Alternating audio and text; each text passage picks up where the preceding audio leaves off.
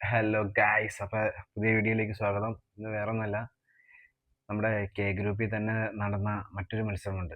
Colombia വിസ് Congo.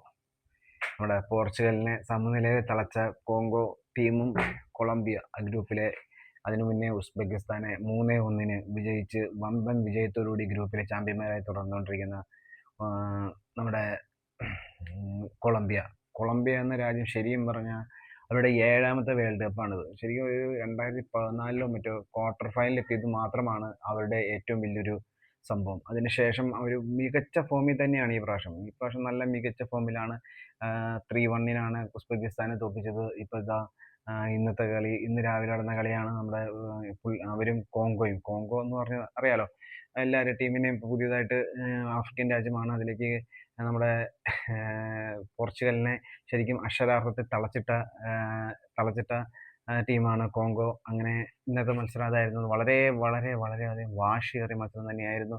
നല്ല കൊളംബിയയുടെ അറ്റാക്കിനൊക്കെ maximum ഇവർ പ്രതിരോധത്തിലൂടെ മാക്സിമം തടഞ്ഞു നിർത്താൻ ഇവർക്ക് സാധിച്ചു. അതുകൊണ്ട് തന്നെ ഇവിടെ ഫലവും അതിനനുസരിച്ച് വന്നിരുന്നു. അപ്പോൾ നമുക്ക് കൂടുതൽ അറിയുന്നതിന് വേണ്ടി വീഡിയോയിലേക്ക് കിടക്കാം. ഓക്കെ ഓക്കെ ഗായ്സ്, അപ്പോൾ നമ്മുടെ ഫസ്റ്റ് ഹാഫ് തുടങ്ങുകയാണ്. ഫസ്റ്റ് ഹാഫ് കൊളംബിയയുടെ സ്വഭാവം എന്ന് പറഞ്ഞാൽ, കൊളംബിയ ഇങ്ങനെ സ്പെയിനിനെ പോലെ തന്നെ പന്ത് കൈവശം ഇങ്ങനെ വെച്ച് കളിക്കുന്ന ടീമാണ്. തുടക്കം തന്നെ അവർ അതേപോലെ തന്നെ പതിവ് പോലെ തന്നെ കൈവശം വെച്ചാണ് നടന്നത്. എന്നാൽ ഈ പറയും പോലെ കോൺഗോയുടെ ഡിഫൻസിനെ അത്രയ്ക്ക് ഡിഫൻസായിരുന്നു കോങ്കോ. അതുകൊണ്ട് തന്നെ അവർക്ക് അത്രയും അങ്ങോട്ട് മറികടന്ന് പോകാൻ ചാൻസ് ഇല്ല.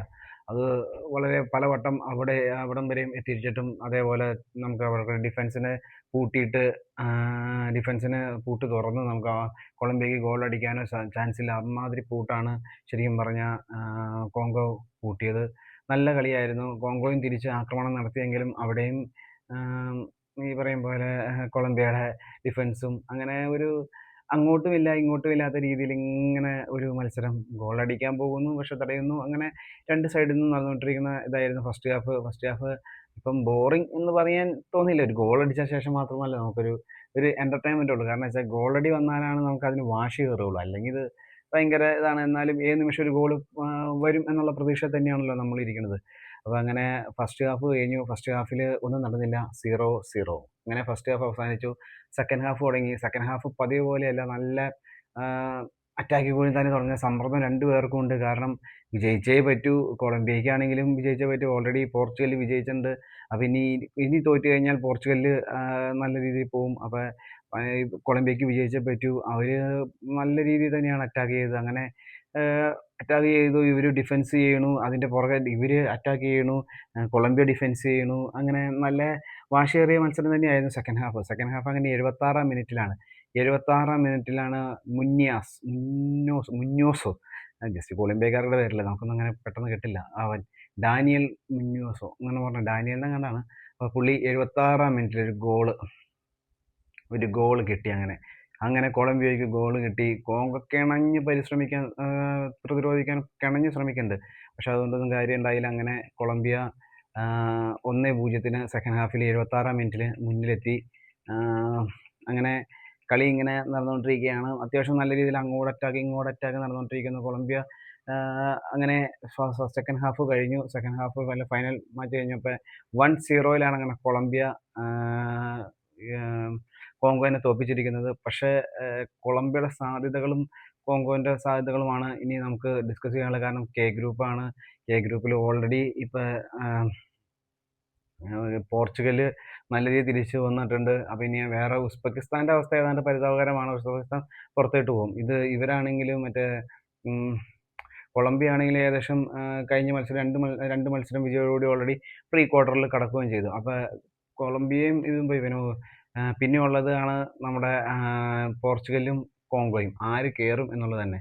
അതിൻ്റെ അകത്ത് ഇനി അടുത്ത മത്സരമുണ്ട്. ഇനി അടുത്ത് നടക്കാൻ പോകുന്നത് 28ാം തീയതി സംതിങ് ആണ്. 28ാം തീയതിയാണ് കൊളംബിയയും നമ്മുടെ പോർച്ചുഗലും തമ്മിലുള്ള മത്സരം. അത് തന്നെ, പോർച്ചുഗൽ അതിൻ്റെ അകത്ത് മത്സരത്തിലെ വിജയികൾ തന്നെയായിരിക്കും. അല്ലെങ്കിൽ ആ കളി കാണാനാണ് എല്ലാവരും ആകാംക്ഷയോടെ കാത്തിരിക്കുന്നത്. കാരണം അത് നല്ലൊരു പൊരിഞ്ഞ പോരാട്ടം തന്നെയായിരിക്കും എന്നുള്ള ഒരു സംശയവുമില്ല. അമ്മാതിരി പ്രതീക്ഷ തന്നെയാണ്. കാരണം രണ്ടുപേരും നല്ല ടീമുകളാണ്. രണ്ടുപേരും വിജയിച്ചേ പറ്റൂ. നല്ല നല്ല മാർജിൻ തന്നെ വിജയിക്കുകയാണെങ്കിൽ അത്രത്തോളം അവരുടെ ഗ്രൂപ്പ് സാധ്യതകളും അടുത്തുള്ള നെക്സ്റ്റ് ഗ്രൂപ്പിലെ സാധ്യതകളും എല്ലാം നന്നായിട്ട് ഇനി ഇവരുടെ ഗ്രൂപ്പിൽ ഇനി അടുത്ത മത്സരം കോങ്കോയും ഉസ്ബെക്കിസ്ഥാനും തമ്മിലാണ്. അതിനെ നല്ല മാർജിനിൽ കോങ്കോയ്ക്ക് തോൽപ്പിക്കാൻ സാധിച്ചാൽ പിന്നെയും കോങ്കോയ്ക്കും ചാൻസ് ഉണ്ട്. അപ്പോൾ ഇനി അങ്ങനെ ഈ കെ ഗ്രൂപ്പിൽ ഇന്ന് നടന്ന 2 മത്സരങ്ങളും ഏകദേശം നല്ല രീതിയിൽ തന്നെ പ്രതീക്ഷിച്ച പോലെ തന്നെ ടീമുകൾ വിജയിച്ചു. ഒന്ന് പോർച്ചുഗലും, ഒന്ന് നമ്മുടെ കൊളംബിയയും. കൊളംബിയ നല്ല എന്താ പറയുന്നെ വമ്പൻ ഫോമിൽ തന്നെയാണ്. അത് എത്രത്തോളം ഇനിയുള്ള മത്സരങ്ങളിൽ മറ്റു ടീമുകൾക്ക് ഭീഷണിയാകുമോ എന്നറിയത്തില്ല. ആകെ പോയേക്കുന്നത് ക്വാർട്ടർ ഫൈനൽ മാത്രമാണ് അവര് ഏറ്റവും കൂടിയത് 2014. ഈ പ്രാവശ്യം 2026 അവർക്ക് സെമി വരെയൊക്കെ എത്താൻ സാധിക്കുമോ? നമുക്ക് നോക്കാം. എന്തായാലും ഓക്കെ. അപ്പൊ ഇനി അടുത്ത വീഡിയോയുമായി കാണാം. എല്ലാവർക്കും ഇഷ്ടപ്പെട്ടെങ്കിൽ ലൈക്ക് ചെയ്യുക, സബ്സ്ക്രൈബ് ചെയ്യുക. Okay, by.